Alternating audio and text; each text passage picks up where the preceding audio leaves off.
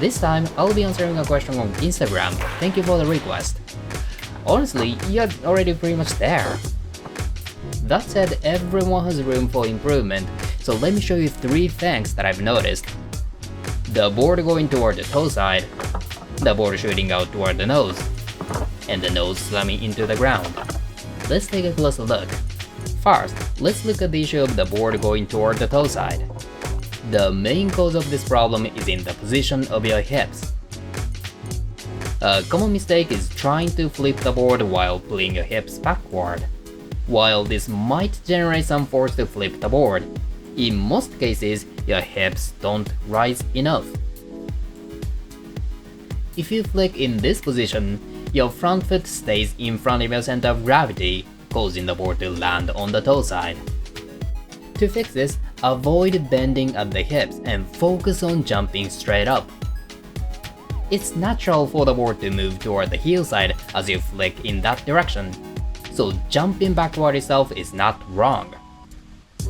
However, there is a big difference between shifting your weight backward by bending at the hips and jumping straight up while keeping your center of gravity over your heels. With a stronger vertical force, you can lift your body weight more effectively. But because your body weight is on the heel side, even if you try to jump straight up, your body will eventually shift slightly toward the heel side. Unlike when you pull your hips, your front foot stays under your center of gravity and you can land back on your board.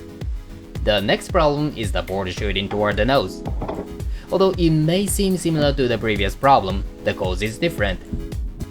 When you focus so much on the flicking motion, tension builds in your front leg. Then, your front leg resists the force of the nose trying to push it back. At the same time, you often end up leaning back.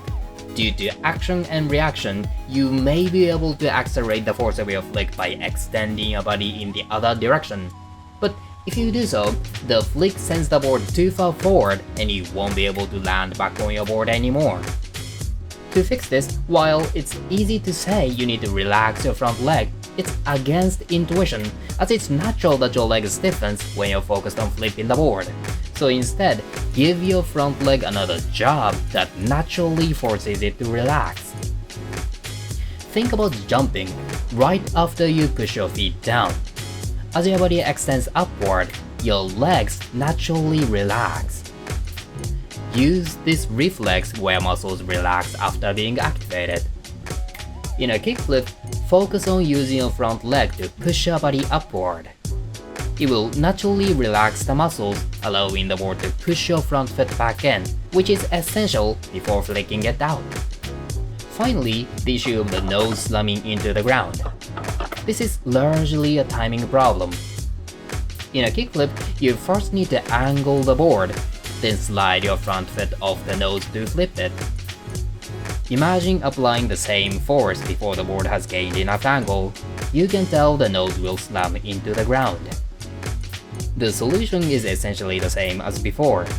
Push down with your front foot, then relax it so the board pushes your front foot back.